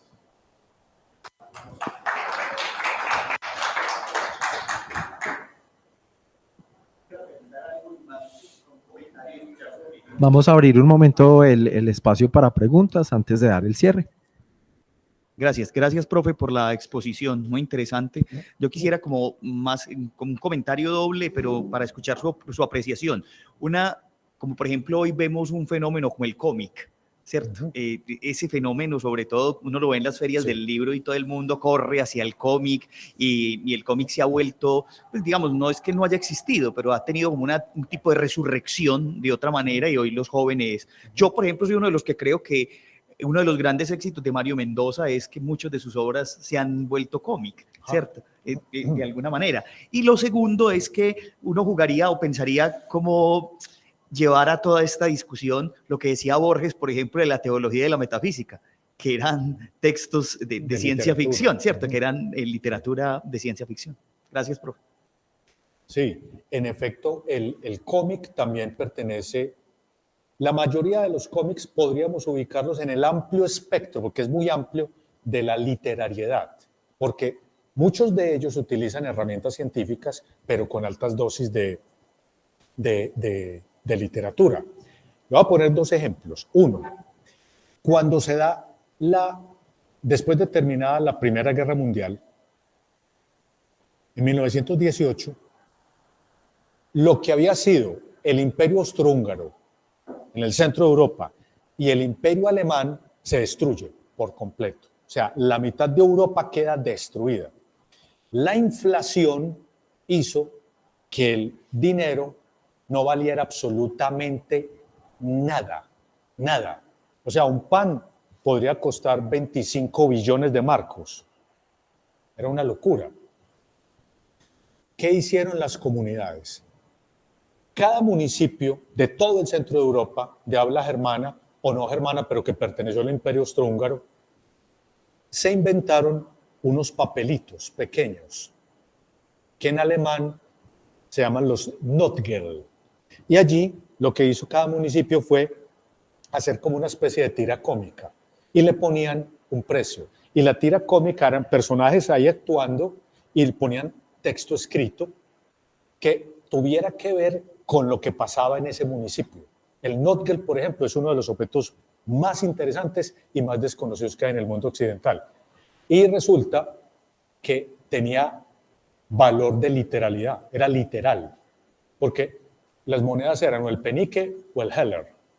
Entonces 10 heller con una tira cómica tú pagabas, pero en ese caso seguía siendo de literariedad, pese a que tenía componentes de literalidad. Pero al tener, por ejemplo, tenía chistes o personajes que estaban ahí como en una tira cómica, prácticamente nos lo ubica en el ámbito de la literariedad, prácticamente está allí. Bueno, y por supuesto, las tiras cómicas de los años 40, ya norteamericanas, 50, 60, eso tiene altas dosis de literariedad.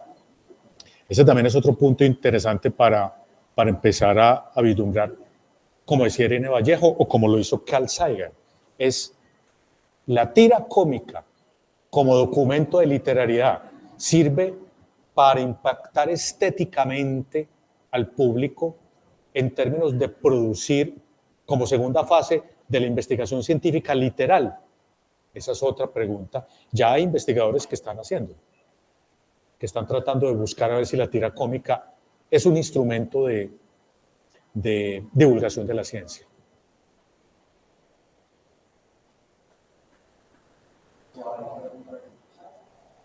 Todo muy claro.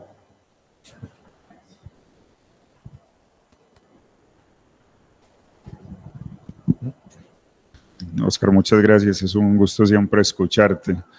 Decías ahorita pues de la posibilidad de pensar tesis doctorales o ejercicios académicos desde dinámicas retóricas y estéticas. ¿Qué papel crees que juega la semiótica en esa configuración y en ese análisis de esos documentos doctorales o científicos?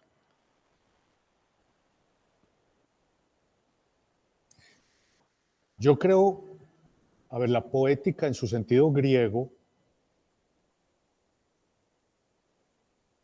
tiene que ver con las herramientas que usa el que escribe. Originalmente era el que escribía o texto histórico, o texto filosófico, o texto literario artístico. Ahí ya habría un primer ejercicio de reflexión semiótica. Pues si la semiótica la entendemos en su sentido más, digámoslo así, más sencillo, como los semas, con los signos, ahí ya hay una reelaboración de signos. La poiesis, la poética. O sea, cuando un estudiante está haciendo su trabajo doctoral, su tesis doctoral, o los investigadores o los estudiantes de maestría están haciendo su trabajo de grado, y uno los ve trabajar, cuando uno los acompaña, uno los ve dándole duro y, profesor, no entendí esto, profesor, vea lo que hice, o no me rindió el tiempo, o tuve estas dificultades, pero logré conseguir esto otro, ¿cómo lo podemos ensamblar? O quitamos esto, o profesor, tengo que resolver la redacción. Todo eso, de alguna manera, tiene que ver con la poiesis, con la poética. La parte de la estética, desde que surge con Baumgarten, tiene que ver ya con el impacto que producen los sujetos lectores. Ahí hay otra semiótica, ¿cierto? Porque el lector, en este caso los evaluadores de la tesis doctoral, los evaluadores del paper científico, en ellos puede impactar o no.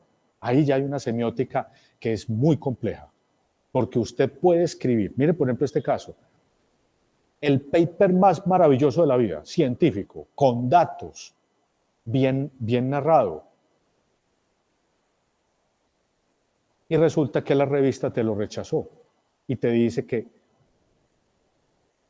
tiene, porque yo lo he visto, yo soy evaluador de revistas, y le dicen al investigador, tiene demasiados componentes subjetivos.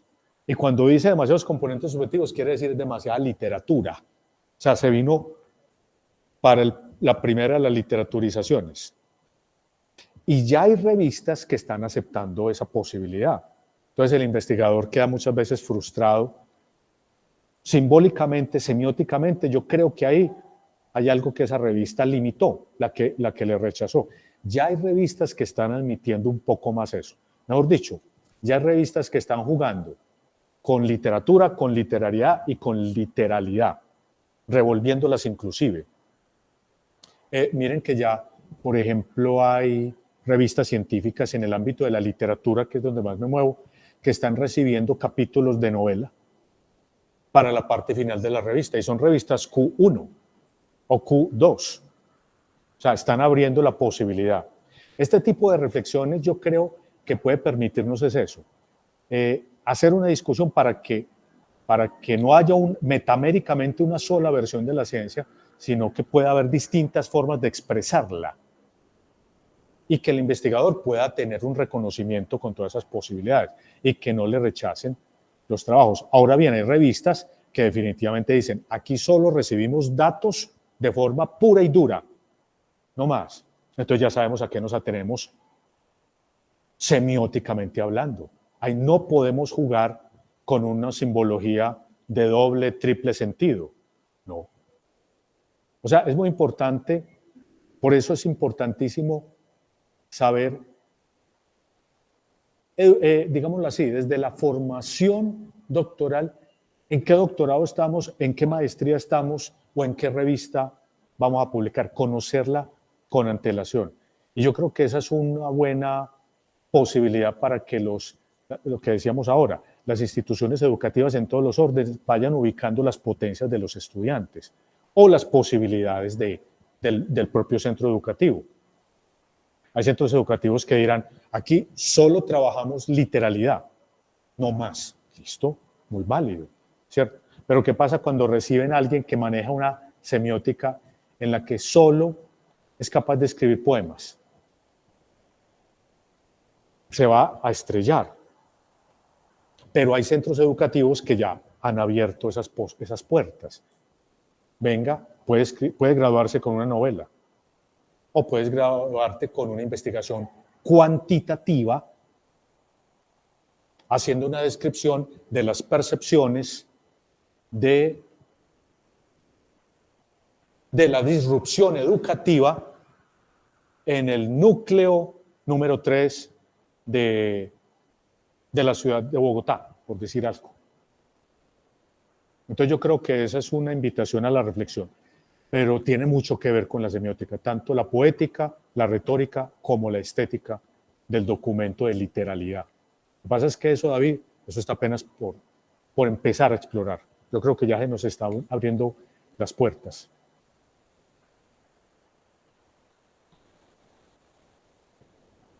Yo tengo un comentario y es una radicalización de una razón instrumental que produce una confusión entre la literalidad y la literariedad, y es entre la investigación y la divulgación. Sí. Por un sistema de medición y de clasificación, lo que no esté en una revista en ese sistema, correcto, ya no es investigación, sino divulgación. Creo que ahí hay un error. Puede ser un artículo súper cuantitativo, estadístico, o sea, lo más sofisticado en investigación, pero depende de dónde lo publique, recibe esa clasificación. Ahora, un estudiante, lo que producen los estudiantes de pregrado, no es investigación, sino divulgación porque es de pregrado. Esas son clasificaciones, incluso en muchas universidades funciona así. Entonces, ¿qué hacer frente a esa radicalidad instrumental que produce esa confusión en la de considerar algo que es literalidad como literariedad. Muy buen comentario, muy buena pregunta. No tengo porque es una reflexión que toca con lo que Irene Vallejo decía. Hay que empezar a actuar, llevar estas reflexiones al ámbito de la discusión donde se toman las determinaciones político-públicas, político-administrativas. Porque lo que usted dice, profe, es cierto. Hay trabajos cuantitativos, serios, y pasan por literariedad, es decir, por uno de los subgéneros de la literariedad que es la divulgación, y ya, punto. ¿Cierto? Por ejemplo, Carl Sagan escribiría Cosmos, hoy por hoy, y es posible, si se consigue una editorial internacional, es posible que lo pongan en Q1, pero si lo publica, así como lo hizo en ese momento, sería documento de investigación. Ahora, perdón, de divulgación. Entonces no le darían, digamos, como el puntaje que la literalidad, que en este momento es la reina en el mundo académico, propone. Pero es lo que dice Irene Vallejo, hay que empezar a llevarlo al ámbito. Va a ser difícil, pero yo creo que de todas maneras el mundo siempre ha tenido distintas formas de expresión escrita. Y son las que hay que explorar, al menos llevarlas al ámbito de lo académico. O sea, puede haber una academia formando en literariedad, puede haber una academia formando en literatura, y que los proyectos como tales surjan de allí. Y que el estudiantado, vamos a formar narradores de novelas, narradores de cuentos, cuentistas, cronistas, y que se especialicen en ello. Y que la responsabilidad formativa lleve a que los trabajos de grado estén encaminados en esa dirección. Y de hecho, tengo entendido que el CNA, en el caso colombiano, o en el caso de otros países hispanoamericanos, los ministerios de educación tienen sus responsabilidades, dan la libertad de que si la universidad o la institución educativa montan un proyecto educativo para la literatura, lo pueden hacer, para la literaria lo pueden hacer, o para la literalidad lo pueden hacer. O sea, pueden jugar con las distintas formas de literaturización. La clave aquí es reflexionar cuál es la literaturización que más nos permite expresar lo que somos.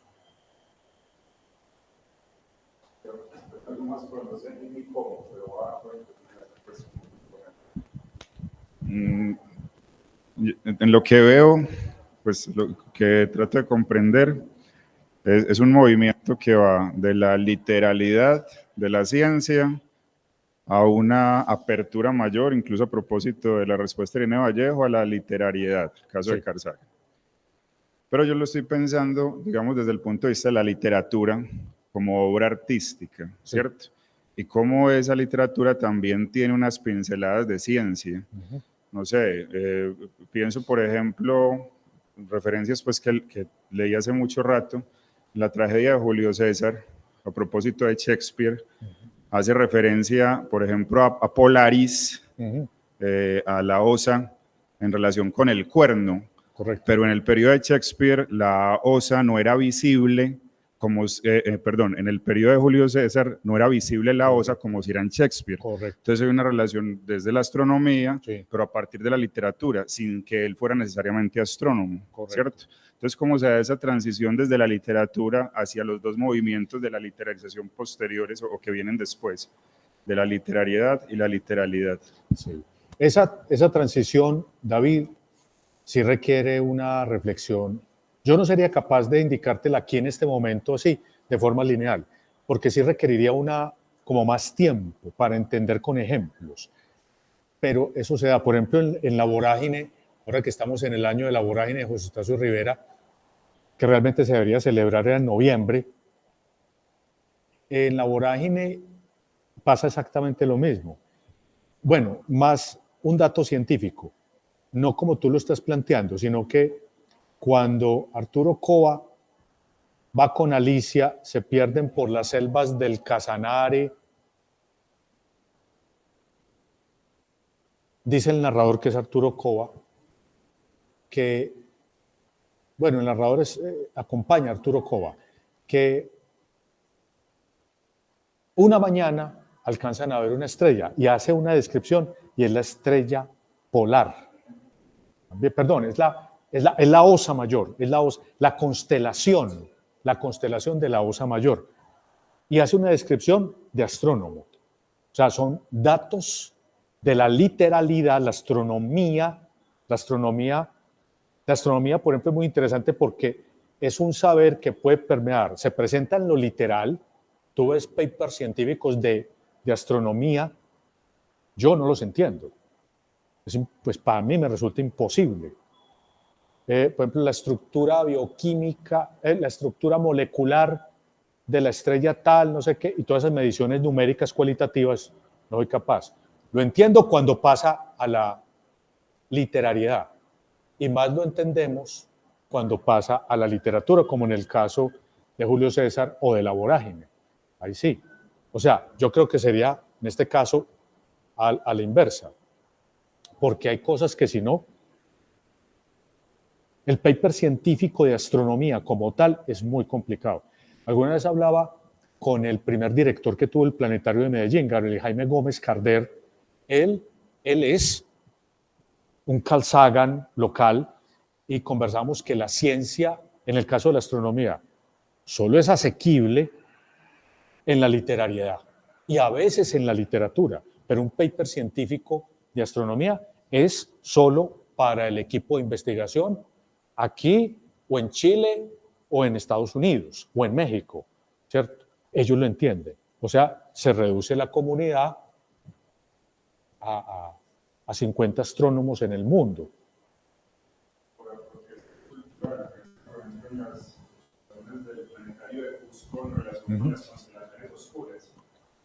Sí. Un tema necesariamente pues, general para la astronomía, pero que para el Perú representa algo importante en términos de ese marco de las constelaciones. Entonces, por apropiación cultural también podría funcionar desde la literatura y hacia la literalidad. Sí, exactamente. Y vea, David, hay algo más.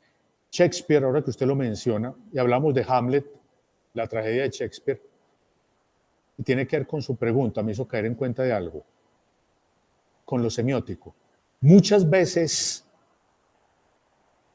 la literatura puede tener estéticamente más impacto que un paper Q1, pero, como dice el profe, por lo menos la ley dice que, legalmente hablando, el Q1 es más importante, así tenga más impacto la literatura. Ejemplo, en Hamlet, ¿qué es la historia de Hamlet? Hamlet es la historia del príncipe de Dinamarca, un príncipe de la Baja Edad Media, al que le mataron su papá. ¿Y quién se lo mató? El tío. Y ese tío se casó con su mamá. ¿Cómo se enteró Hamlet de ello? Porque el espíritu del papá, estamos en la Baja Edad Media, la gente todavía cree en eso, se le apareció a Hamlet y al parecer le contó. Nunca cuentan realmente qué fue lo que le dijo, pero creemos que el espíritu le contó vea, su tío, mi hermano, me mató y enseguida se casó con mi esposa y enseguida se autonombró rey. Y Hamlet, ¿qué va a hacer? Una venganza, pero no de una manera directa, sino jugando, y en medio del juego, para vengarse de su tío, que es el nuevo rey, él se desespera y no sabe cómo vengarse, hasta que un día aparecen unos actores en el reino, y Hamlet dice, por aquí va a ser la cosa. Habla con los actores y los entrena, y les dice, ustedes saben interpretar una obra que se llama X, les da el nombre. Y los actores, sí, la hemos representado. Perfecto. Usted la puede representar mañana. Yo voy a invitar a todo el mundo del reino para que venga y la vea. O sea, al nuevo rey, al usurpador, a la reina y a todo el mundo. El asesino es el nuevo rey. Y entonces los actores le dicen, listo, hágale. y les dice Hamlet, bueno, pero ustedes pueden hacer esto, yo voy a escribir 10 líneas y ustedes pueden incrustarlas en ese texto que ya está hecho, que es de la tradición. Y los actores le dicen, tranquilo, se lo hacemos. Entonces Hamlet escribe 10 líneas, al día siguiente presentan la obra que ya existe, ya es una obra prefigurada, introducen las 10 líneas, eso hoy en día se llamaría una interpolación literaria, y Hamlet dice, con esto voy a vengarme del asesino de mi padre que ahora está ocupando el rey, que es el tío. Y escribió una línea, y oigan cómo define. Estas líneas harán que defina el teatro de esta manera, porque la obra es teatro dentro del teatro, o sea, una pieza teatral dentro de una obra teatral. Entonces dice, ¿qué es el teatro? Piensa Hamlet, ya sé. El teatro es una ilusión que puede impactar en la mente de un hombre culpable. Presentaron la obra de teatro con las 10 líneas que preparó Hamlet. En las 10 líneas resumió el homicidio de un rey matando a otro rey y casándose con la esposa. O sea, justo lo que estaba pasando. Y el rey al otro día estaba ahí con la reina mirando eso. Abre los ojos y Hamlet lo mira. Está pendiente. Y entonces el rey interrumpe la obra. ¿Por qué? Porque se está cumpliendo lo que dijo Hamlet. El teatro, ¿qué es? Una ilusión que puede impactar en la mente de un hombre culpable. El rey era culpable y lo impactó. Eso es impactar con una obra ¿de qué tipo? De literatura, que puede llegar a causar inclusive el desmoronamiento de un reino, porque el reino de Dinamarca, a propósito de ese impacto, con 10 líneas de literatura. Pero bueno, por ahora lo que hacemos es aprender a escribir mejor. Bueno, entonces ha sido una mañana, unas horas muy provechosas, significativas, reveladoras, que nos ha compartido el profesor Oscar. Y bueno, esperamos que esta grabación se las enviemos a todos los inscritos y con otra invitación que va a ir adjunta en el correo. Agradecemos de nuevo al profesor Oscar Hincapié Grisales, docente investigador de la Universidad Pontificia Bolivariana, que estuvo pues por acá acompañándonos en esta iniciativa del Laboratorio de Escritura Científica Escrilab. Muchas gracias.